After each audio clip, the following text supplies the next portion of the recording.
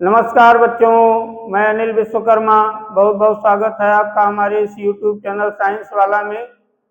बच्चों, आज की वीडियो में हम आपको प्रश्नावली 4.1 के पहले जो उदाहरण दिए गए हैं उन्हीं उदाहरणों को बताएंगे। तो चलिए बच्चों शुरू करते हैं। तो देखिए, प्रश्नावली 4.1 के पहले जो उदाहरण दिए गए हैं उनमें से पहला उदाहरण हम यहाँ बोर्ड पे लिखे हुए हैं। तो देखिए, पहले उदाहरण में क्या कहा जा रहा है। तो देखिए, इसमें लिखा है उदाहरण फर्स्ट में, निम्न स्थितियों को गणितीय रूप में व्यक्त कीजिए। कह रहे हैं कि निम्न स्थितियों को गणितीय रूप में व्यक्त कीजिए। तो देखिए, पहली स्थिति यहाँ दिखाया गया है। ये जो पहली स्थिति दी गई है इसे पढ़िए, समझिए और गणितीय रूप में व्यक्त कीजिए। तो देखिए, इसमें लिखा क्या है। लिखा है, जान और जीवंती दोनों के पास कुल मिलाकर 45 कंचे हैं। जान और जीवंती दोनों के पास कुल मिलाकर 45 कंचे हैं। दोनों 5-5 कंचे खो देते हैं और अब उनके पास कंचों की संख्या का गुणनफल 124 है। हम जानना चाहेंगे कि आरंभ में उनके पास कितने कितने कंचे थे। तो चलिए इसे गणितीय रूप में चेंज किया जाए। देखिए बच्चों, सवाल में लिखा हुआ है कि जान और जीवंती दोनों के पास कुल मिलाकर 45 कंचे हैं। तो देखिए, इस सवाल में ये तो बता रहे हैं कि जान और जीवंती दोनों के पास कुल मिलाकर 45 कंचे हैं, लेकिन ये नहीं बता रहे हैं कि जान के पास कितने कंचे हैं और जीवंती के पास कितने कंचे हैं। तो इसके लिए क्या किया जाए, मान लिया जाए कि जान के पास x कंचे हैं। मान लिया जाए जान के पास कितने कंचे हैं, x कंचे हैं। तब जीवंती के पास कितने कंचे होंगे। तो अगर जान के पास x कंचे हैं तो जीवंती के पास कंचों की संख्या कितनी होगी। तो 45 में से जान के पास जितने कंचे हैं उसे घटा दीजिए। 45 में से किसे घटाना है, जान के पास जितने कंचे हैं उसे घटा दीजिए। घटाने से जो आएगा उतने कंचे किसके पास होंगे, जीवंती के पास। तो देखिए, हम इसे लिख रहे हैं। देखिए, मान लिया जाए, माना जान के पास कंचों की संख्या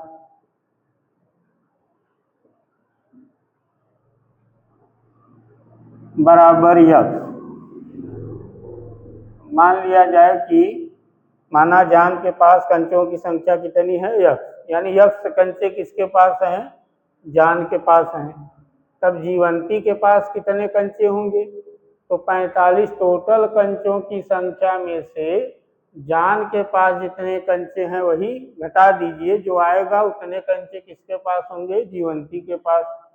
यहाँ लिखें,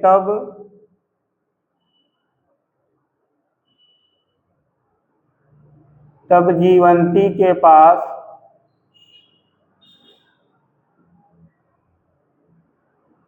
कंचों की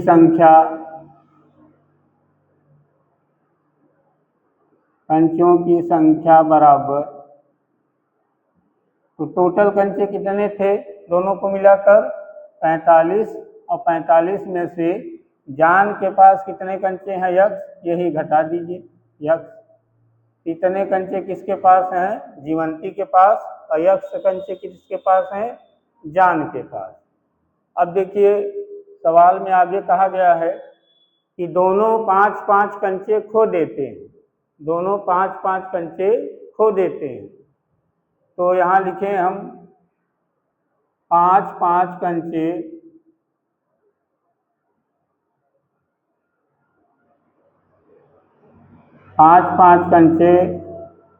खो देने के बाद अब 5-5 कंचे दोनों खो देते हैं, मतलब जान भी 5 कंचे खो देता है और जीवंती भी 5 कंचे खो देता है। तो अब इनके पास कितने कंचे बचे होंगे? तो 5-5 कंचे खो देने के बाद जान के पास कंचों की संख्या, जान के पास कंचों की संख्या बराबर, देखिए जब 5 कंचे जान ने नहीं खोया था तो उसके पास कुल कितने कंचे थे? यक्ष थे, और इसी यक्ष में से उसने 5 कंचे खो दिए, तो कितने बचे होंगे उसके पास? यक्ष में से 5 घटा दीजिए, यक्ष माइनस 5, इतने कंचे बचे हैं जान के पास। तो 5 कंचे खो देने के बाद जान के पास कंचों की संख्या यक्ष माइनस 5 है। और जीवंती के पास कितने कंचे बचे होंगे? जीवंती के पास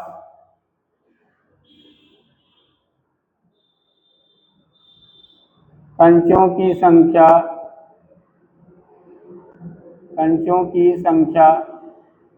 देखिए जीवंती के पास कुल कितने कंचे थे?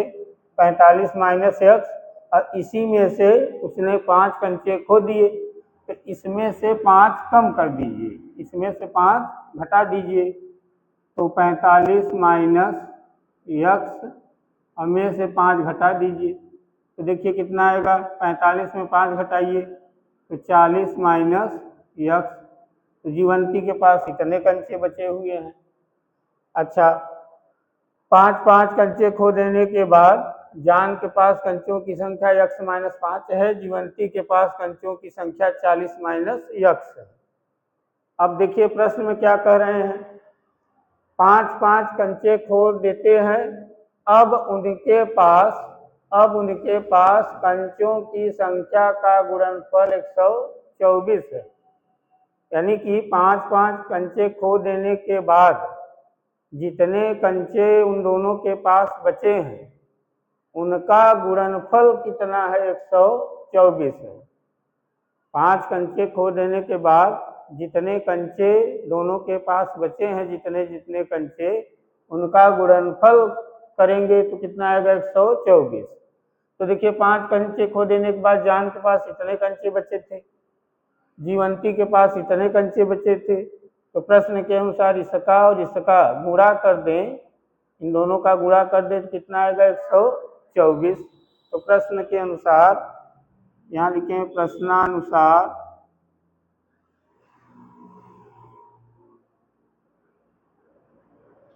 जान के पास 5 कंचे खो देने के बाद जान के पास कितने कंचे थे? यक्ष माइनस 5, और जीवंती के पास कितने कंचे हैं? 40 माइनस यक्ष। अब प्रश्न के अनुसार इन दोनों का गुणा कर दें तो किसके बराबर हो जाएगा? 124।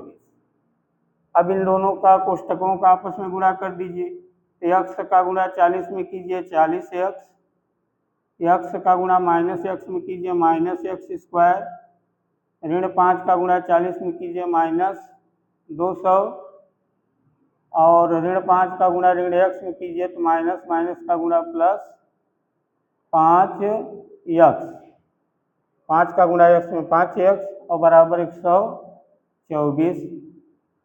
अब ये ऋण यक्ष स्क्वायर को पहले लिख दीजिए, ये देखिए 40 यक्ष और 5 यक्ष दोनों जुड़ जाएंगे तो प्लस 45 यक्ष हो जाएगा, माइनस 200 और 124 को इधर लाइए तो माइनस 124 बराबर 0, तो माइनस यक्ष स्क्वायर प्लस 45 यक्ष माइनस, ये दोनों ऋण ऋण में है, जुड़ जाएंगे तो 324 होगा। अब देखिए इस माइनस को हटाना है, शुरुआत में माइनस आ जाए तो इसे हटाना चाहिए, तो माइनस से गुणा कर दीजिए, माइनस से गुणा करने पर, तो माइनस से गुणा कर दीजिए तो देखिए minus minus plus x square हो जाएगा, और माइनस प्लस का गुणा माइनस 45 एक्स होगा, और माइनस माइनस का गुणा प्लस 324 हो जाएगा बराबर 0। ये जो समीकरण दिखाई दे रहा है यक्स स्क्वायर माइनस 45 यक्स धन 324 बराबर 0। यही जो है दी गई स्थिति का गणितीय रूप है। ये समीकरण दी गई स्थिति का क्या है? गणितीय रूप है। अब इसे अगर हम लोग हल कर दें, ये द्विघात समीकरण है, इसे हल कर दें तो हमें ये पता चल जाएगा कि आरंभ में उनके पास कितने कितने कंचे थे। लेकिन सवाल में ये कहा गया है कि बस ये जो स्थिति दी गई है इसे गणितीय रूप में व्यक्त कर दीजिए बस। तो ये जो समीकरण बन के दिखाई दे रहा है ये दी गई स्थिति का क्या कहलाएगा? गणितीय रूप। तो बच्चों यही है इसका उत्तर। नीचे लिख सकते हैं कि यह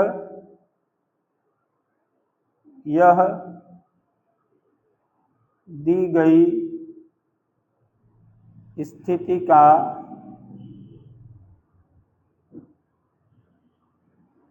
गणितीय रूप है।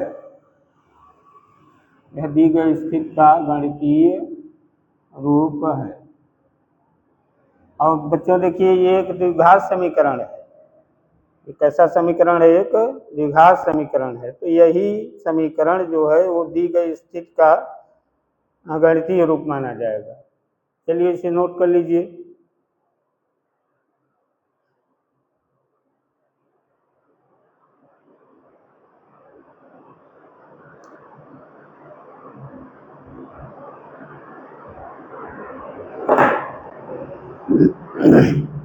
चलिए बच्चों इसे मिनट दे रहे हैं।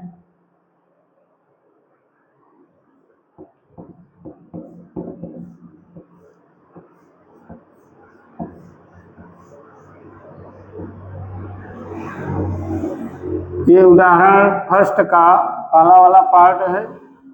अब दूसरा वाला पार्ट हम लिख रहे हैं।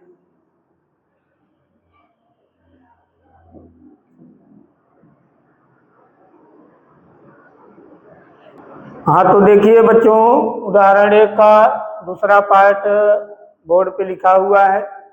देखिए इसमें क्या लिखा है, पढ़िए ध्यान से। तो लिखा है एक कुटीर उद्योग एक दिन में कुछ खिलौने निर्मित करता है।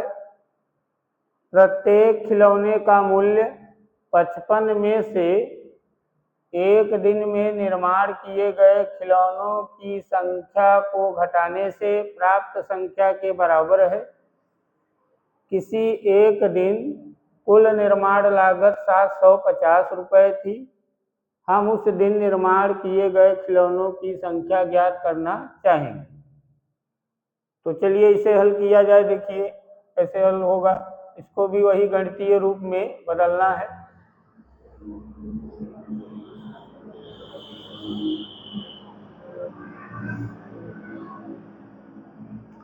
हाँ तो देखिए बच्चों यहाँ जैसे वहाँ हम इसके पहले वाले उदाहरण में हम जान के पास कंचों की संख्या को कितना मान लिए थे? यक्स। तो इसे यहाँ देखिए किसकी संख्या को यक्स मान लिया जाए। इसे पढ़िए, पढ़ने से पता चलेगा कि किसकी संख्या को हम यक्स मान लें। तो वैसे तो अधिकतर यक्स उसे माना जाता है जिसका उत्तर ज्ञात करने के लिए कहा जाए, जिसका उत्तर पूछा जाए ज्ञात करने के लिए कहा जाए उसी को यक्स माना जाता है। देखिए इसमें लिखा भी है उस दिन निर्माण किए गए खिलौनों की संख्या ज्ञात करना चाहेंगे। तो इसी को यक्स मान लीजिए। यहाँ लिखिए माना उस दिन निर्माण किए गए खिलौनों की माना उस दिन निर्माण किए गए खिलौनों की संख्या बराबर यक्स। निर्माण किए गए खिलौनों की संख्या कितनी है? यक्स है। यानी कि उस दिन निर्माण किए गए खिलौनों की संख्या कितनी है? यक्स है। अब लिखे हुए हैं प्रत्येक खिलौने का मूल्य 55 में से एक दिन में निर्माण किए गए खिलौनों की संख्या को घटाने से प्राप्त संख्या के बराबर है। देखिए यहाँ से लेकर यहाँ तक में ये बताया जा रहा है कि एक खिलौने का मूल्य कितना है, एक खिलौने का मूल्य कितना है। तो प्रत्येक का मतलब एक होता है। एक खिलौने का मूल्य देखिए बता रहे हैं कि एक खिलौने का मूल्य कितना है। तो प्रश्न के अनुसार, प्रश्नानुसार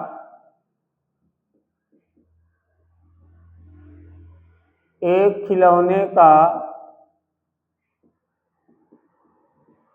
मूल्य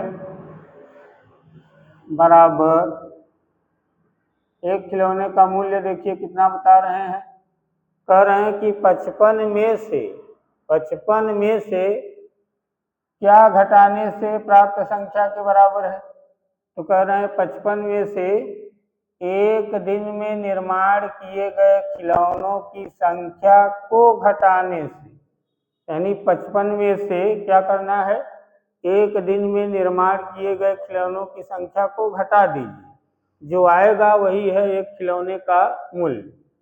तो 55 में से एक दिन में निर्माण किए गए खिलौनों की संख्या घटा दीजिए।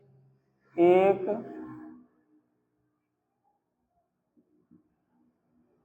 दिन में निर्मित खिलौनों की संख्या, एक दिन में निर्मित खिलौनों की संख्या, तो 55 में से क्या करना है, एक दिन में निर्मित खिलौनों की संख्या घटा देना है।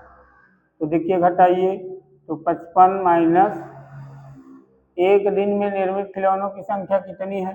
देखिए उस दिन का मतलब एक ही दिन हुआ, तो एक दिन में निर्मित खिलौनों की संख्या कितनी है, यक्स। एक दिन में निर्मित खिलौनों की संख्या की जगह यक्स लिख दीजिए। तो इतना रुपया होगा, एक खिलौने का मूल्य इतना रुपया है। तो एक खिलौने का मूल्य इतना रुपया है, तो उस दिन कई खिलौने निर्मित किए गए थे, उस दिन कई खिलौनों का निर्माण किया गया था, यक्स खिलौनों का। अगर एक खिलौने का मूल्य इतना रुपया है, तो उस दिन जितने खिलौने बने थे, कितने खिलौने बने थे, यक्स खिलौने। यक्स खिलौनों का मूल्य कितना होगा, इसलिए यक्स खिलौनों का मूल्य बराबर, यक्स खिलौनों का मूल्य बराबर, तो यक्स का, देखिए एक खिलौने का मूल्य इतना है, तो यक्स खिलौनों का मूल्य कितना होगा, तो यक्स को इसमें गुणा कर दीजिए। यक्स गुणित 55 माइनस यक्स, यक्स गुणित 55 माइनस यक्स, चाहे तो गुणा करके लिख दीजिए, 55 यक्स और माइनस यक्स स्क्वायर होगा, इतना रुपया होगा। ठीक है, इतना रुपया। अब ये यक्स खिलौनों का मूल्य, यक्स खिलौनों का मूल्य इतना है, और यक्स खिलौने एक दिन में निर्मित हुए थे। देखिए यहाँ लिखे उस दिन निर्माण किए गए खिलौनों की संख्या कितनी थी, यक्स, इतने खिलौने बने थे उस दिन। तो जितने खिलौने बने थे उतने खिलौनों का मूल्य कितना है, इतना रुपया। और देखिए सवाल में क्या दिए हैं, कह रहे हैं कि किसी एक दिन कुल निर्माण लागत कितनी थी, 750। ये दिया गया है, दिया है कुल निर्माण लागत, कुल निर्माण लागत बराबर 750 रुपये। तो प्रश्न के अनुसार ये मूल्य और ये मूल्य दोनों कैसे माने जाएंगे, बराबर, क्योंकि उस दिन जितने खिलौने बने थे उसका कुल निर्माण लागत 750 रुपये है, और उस दिन जितने खिलौने बने थे उसका निर्माण लागत हम लोग निकाले हैं तो इतना आया है। तो ये दोनों मूल्य कैसे हो जाएंगे, बराबर। तो प्रश्न के अनुसार इन दोनों को बराबर कर दें। प्रश्नानुसार दोनों को बराबर करें तो 55 यक्स माइनस यक्स स्क्वायर बराबर 750। तो ऋण यक्स स्क्वायर को पहले लिखिए, धन 55 यक्स लिखिए और 750 को इधर पक्षांतर कीजिए, 750 बराबर 0। ऋण से गुणा कर दीजिए, गुणा करने पर तो ऋण का ऋण में गुणा करेंगे, यहाँ धन माना जाएगा, धन यक्स स्क्वायर, ऋण धन का गुणा ऋण 55 यक्स और ऋण ऋण का गुणा धन 750 बराबर 0। ये जो द्विघात समीकरण बन के आया है, यही समीकरण दी गई स्थिति का गणितीय रूप है। तो यह समीकरण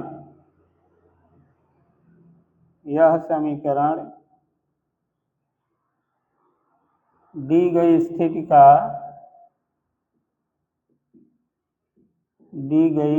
का गणितीय रूप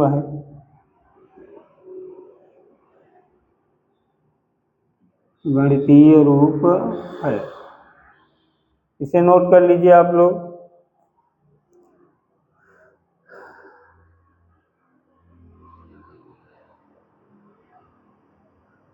तो चलिए बच्चों, अब उदाहरण 1 का फर्स्ट पार्ट और सेकंड पार्ट दोनों हो गए। अब उदाहरण 2 लिखिए। चलिए इसे उम्मीद दे रहे हैं।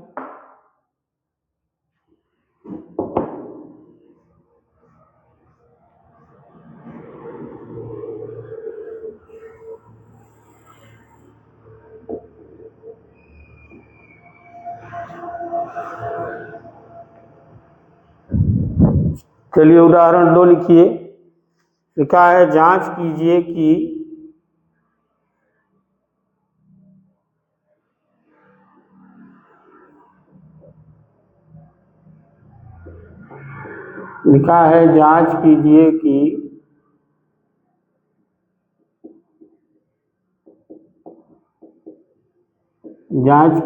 कि निम्न द्विघात समीकरण है या नहीं।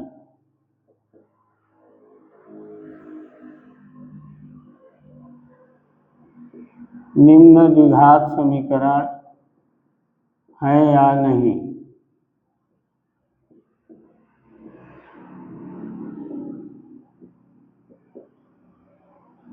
तो पहले में दिया गया है, पहला है यक्स माइनस 2 का होल स्क्वायर, यक्स माइनस 2 का होल स्क्वायर प्लस 1 बराबर 2x minus 3, 2x minus 3, x minus 2 का होल स्क्वायर प्लस 1 बराबर 2x माइनस 3। तो बच्चों, इसमें कहा जा रहा है कि जांच कीजिए कि ये जो समीकरण दिया गया है, ये द्विघात समीकरण है या नहीं। तो आपको द्विघात समीकरण की पहचान बताया गया है। आप पहला वीडियो ध्यानपूर्वक देख लीजिए, उसमें हमने बताया है कि कैसे पहचानेंगे कि द्विघात समीकरण है या नहीं। तो देखिए, द्विघात समीकरण की पहचान क्या है। द्विघात समीकरण की पहचान, तो द्विघात समीकरण का व्यापक रूप होता है। ये पहले वीडियो में बताया गया है, आप वहाँ जरूर देखिए उसे। ये द्विघात समीकरण का व्यापक रूप है ना। इस तरह का कोई समीकरण दिखाई दे तो समझ जाइए द्विघात समीकरण है। इसकी एक पहचान हम बता दे रहे हैं। पहचान तो इसी में सब छुपा हुआ है। देखिए, यक्स की अधिकतम घात 2 रहे, यक्स की अधिकतम घात क्या रहे, 2, और यक्स को चर बोलते हैं। यहाँ यक्स क्या है, चर। तो चर की अधिकतम घात 2 रहे और बराबर का चिन्ह रहे। चर की अधिकतम घात 2 रहे और बराबर का क्या रहे, चिन्ह दिखाई दे, तो समझ जाइए द्विघात समीकरण है। इसकी पहचान हम यहाँ लिख दे रहे हैं। पहला, चर की अधिकतम घात कितनी रहे, चर की अधिकतम घात 2 हो और दूसरा पहचान है बराबर का चिन्ह हो, बराबर का चिन्ह हो। तो जो सवाल में जो चर रहे, चर मतलब अंग्रेजी का अक्षर, तो सवाल में जो भी चर रहे उसकी अधिकतम घात 2 हो और बराबर का चिन्ह जरूर दिखाई दे। तो अगर चर की अधिकतम घात 2 है और बराबर का चिन्ह भी है तब समझ जाइए द्विघात समीकरण। और अगर इन दोनों में से मान लीजिए बराबर का चिन्ह है, चर की अधिकतम घात 2 नहीं है, बराबर का चिन्ह है और चर की अधिकतम घात 2 नहीं है, तब द्विघात समीकरण नहीं माना जाएगा। अब मान लीजिए चर की अधिकतम घात 2 है और बराबर का चिन्ह नहीं है, तब भी द्विघात समीकरण नहीं माना जाएगा। तो द्विघात समीकरण तभी माना जाएगा जब चर की अधिकतम घात 2 हो और बराबर का चिन्ह भी हो। तो यहाँ देखिए ये जो पहला है इसमें देखिए चर कौन है, चर देखिए ये जो x लिखा है ये चर है। तो क्या यहाँ चर की अधिकतम घात 2 दिखाई दे रहा है? देखिए यहाँ चर x है, इसकी अधिकतम घात यहाँ देखिए 2 है, नहीं है। यहाँ भी देखिए वही चर यहाँ भी है, लेकिन यहाँ चर की अधिकतम घात 2 नहीं है। तो कहने का मतलब चर की अधिकतम घात 2 नहीं है, हाँ बराबर का चिन्ह है, लेकिन हम तो ये कह रहे हैं कि ये दोनों होंगे तभी द्विघात समीकरण होगा। तो यहाँ बराबर तो है लेकिन चर की अधिकतम घात 2 नहीं है, इसका मतलब ये द्विघात समीकरण नहीं है। तो इसे कह रहे हैं कि जांच कीजिए, चेक कीजिए, हो सकता है ये द्विघात समीकरण हो।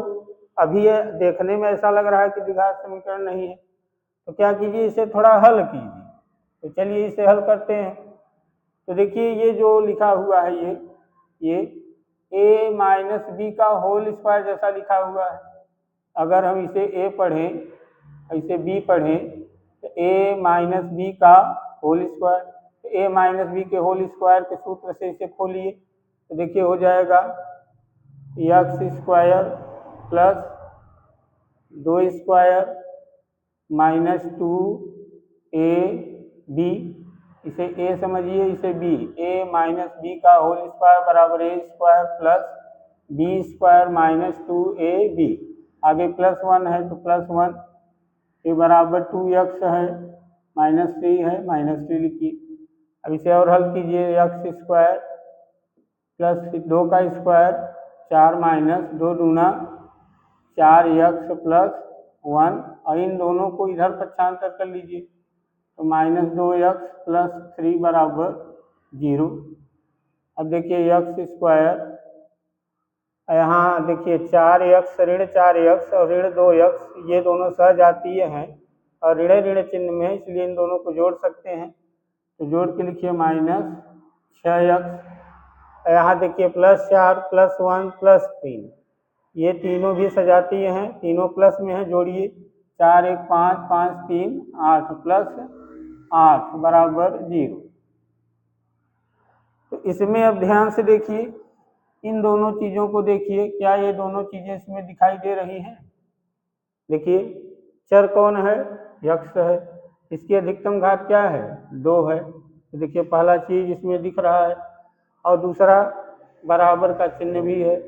तो चर की अधिकतम घात 2 भी है और बराबर का चिन्ह भी है, इसका मतलब है कि ये क्या है, द्विघात समीकरण है। और ये देखिए एकदम व्यापक रूप जैसा ही है ना। तो यह लिख सकते हैं कि यह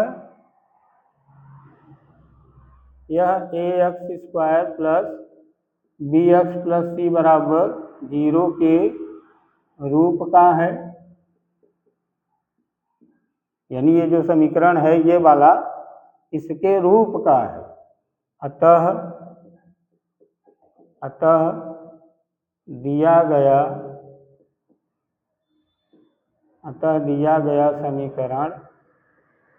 समीकरण देखिए यही है, x माइनस 2 का होल स्क्वायर प्लस 1 बराबर 2x माइनस 3 एक द्विघात समीकरण है। तो एक द्विघात समीकरण है। तो कहने का मतलब बच्चों ये जो पहला दिया गया था ये द्विघात समीकरण था, लेकिन देखने में लग रहा था द्विघात समीकरण नहीं है, लेकिन जब इसे हल किया गया तो देखिए ये द्विघात समीकरण जैसा दिख रहा है। चलिए दूसरा पार्ट इसका देखिए। दूसरे में लिखा हुआ है यक्स प्लस 1 प्लस 8 बराबर x plus 2 x minus 2। X plus 1 plus 8 बराबर यक्स प्लस 2 यक्स माइनस 2। अब इसमें देखिए इन दोनों को ध्यान से इसमें देखिए, चर की अधिकतम घात 2 नहीं है, हाँ बराबर का चिन्ह है, लेकिन चर की अधिकतम घात 2 इसमें नहीं है। इसका मतलब अभी ये द्विघात समीकरण जैसा नहीं है, यानी द्विघात समीकरण नहीं है। इसे थोड़ा हल किया जाए तो हल कीजिए। देखिए यक्स जो है कोष्ठक के बाहर है, तो इसका गुणा अंदर कीजिए, तो यक्स का यक्स में गुणा कीजिए यक्स स्क्वायर प्लस यक्स का गुणा 1 में यक्स 1 का यक्स प्लस 8 बराबर इन दोनों का गुणा कीजिए, या a plus b a minus b, एक कोष्ठक में a प्लस बी रहे दूसरे में a माइनस बी रहे तो उत्तर लिखा जाता है a square minus b square, या फिर आप गुणा करके भी लिख सकते हैं। तो x square plus x plus 8 बराबर यक्स स्क्वायर माइनस 4। देखिए यक्स स्क्वायर से यक्स स्क्वायर कट जाएगा, यहाँ यक्स प्लस 8 और माइनस 4 को इधर पक्षांतर कीजिए, प्लस 4 बराबर 0, यक्स प्लस 12 बराबर 0। तो देखिए इसे हल किया गया तो इस रूप का आ रहा है। अब इसे ध्यान से देखिए, क्या ये द्विघात समीकरण है? तो देखिए यहाँ ये चर यक्स है, चर क्या है यक्स है, लेकिन इसकी अधिकतम घात 2 नहीं है, इसका मतलब ये द्विघात समीकरण नहीं है। समीकरण है, बराबर का चिन्ह रहने से समीकरण माना जाता है, लेकिन चर की अधिकतम घात 2 नहीं है, इसलिए द्विघात समीकरण नहीं है। तो लिख दिया जाए यह a x square plus b x plus c बराबर 0 के रूप का नहीं है,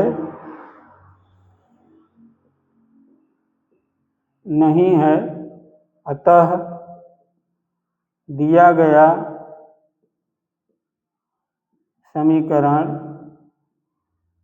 कौन है? दिया गया समीकरण यक्स प्लस 1 प्लस 8 बराबर यक्स प्लस 2 यक्स माइनस 2 द्विघात समीकरण नहीं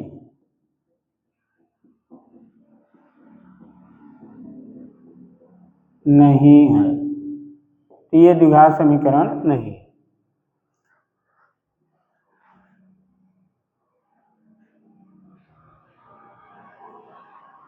चलिए बच्चों तीसरा लिखिए, तीसरा पार्ट पहले वाले को मिट दे रहे हैं।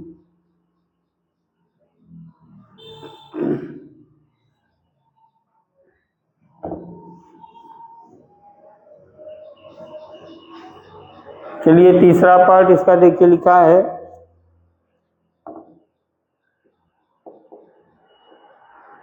यक्स ब्रैकेट में 2x प्लस 3 और बराबर में है यक्स स्क्वायर प्लस 1। तो 2x प्लस 3 है, एक्स स्क्वायर प्लस 1 है। चलिए इसे देखिए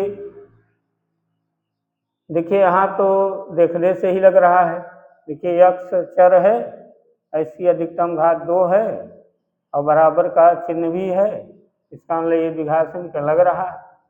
यहाँ देखिए यक्स का गुणा करेंगे, यक्स का इसमें गुणा करेंगे तो यहाँ भी चर की अधिकतम घात 2 आ जाएगी। ये द्विघात समीकरण है, इसका गुणा करके देखिए, यक्स का गुणा 2x में 2x स्क्वायर धन यक्स का गुणा 3 में 3x बराबर यक्स स्क्वायर प्लस 1। इन दोनों को इस तरफ पक्षांतर कर लीजिए, तो 2x square plus 3x minus x square minus 1 बराबर 0। 2x स्क्वायर में से x स्क्वायर घटा दीजिए, यक्स स्क्वायर प्लस 3x और -1 बराबर 0। देखिए ये द्विघात समीकरण है, क्योंकि चर की अधिकतम घात 2 है और बराबर का चिन्ह भी है। और ये समीकरण एकदम व्यापक रूप जैसा भी है। यहाँ लिख सकते हैं हम लोग कि यह ax² + bx + c बराबर 0 के रूप का है। अतः दिया गया समीकरण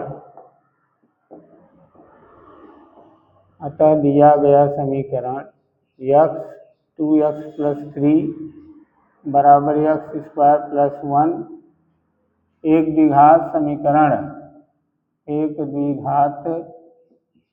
समीकरण है। चलिए तीसरा पार्ट हो गया।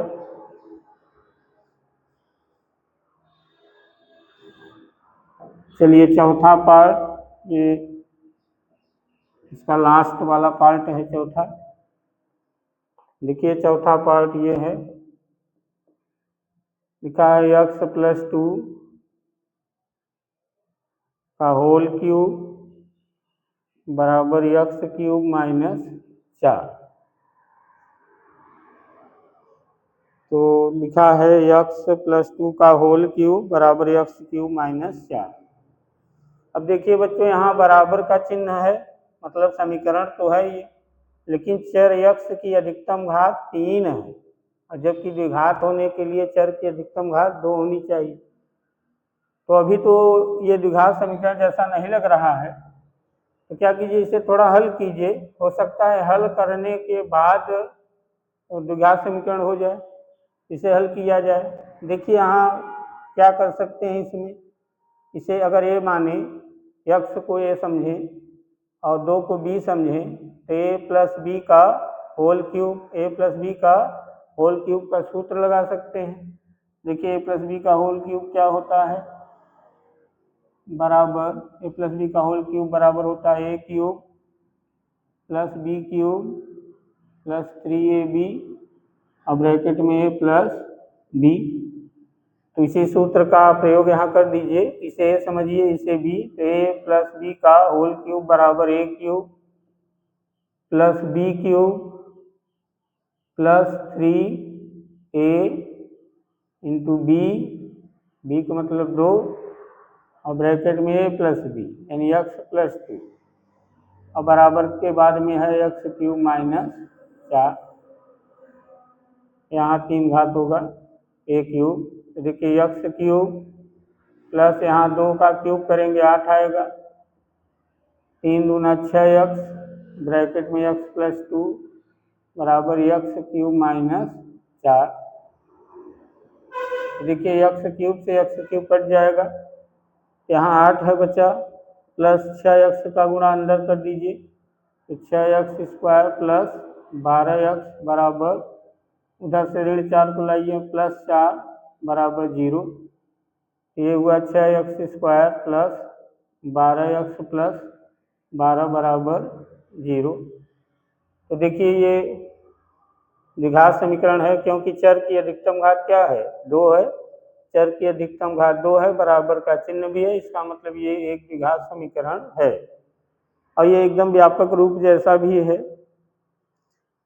तो इसे ऐसे भी लिख सकते हैं, इसमें 6 कॉमन है। देखिए 6, तो x² + 2x + 2 बराबर 0 या x² + 2x + 2 बराबर 0/6 या होगा x² + 2x + 2 बराबर 0। चाहे यहाँ तक लगाइए चाहे यहाँ तक, दोनों जो हैं द्विघात समीकरण जैसे हैं। तो लिख दीजिए कि यह ax² + bx + c बराबर 0 के रूप का है। अतः दिया गया समीकरण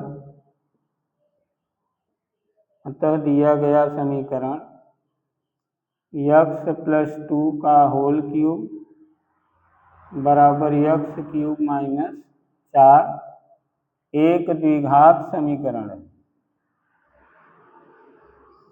एक द्विघात समीकरण है। तो बच्चों ये उदाहरण दूसरा था, तो दोनों उदाहरण हम बता दिए हैं। अब इसके बाद प्रश्नावली 4.1 के सवाल दिए गए हैं।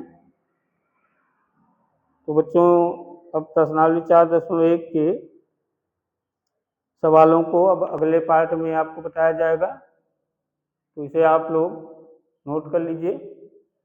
अब प्रश्नावली 4.1 आपको इसके आगे वाले वीडियो में बताएंगे। तब तक के लिए नमस्कार।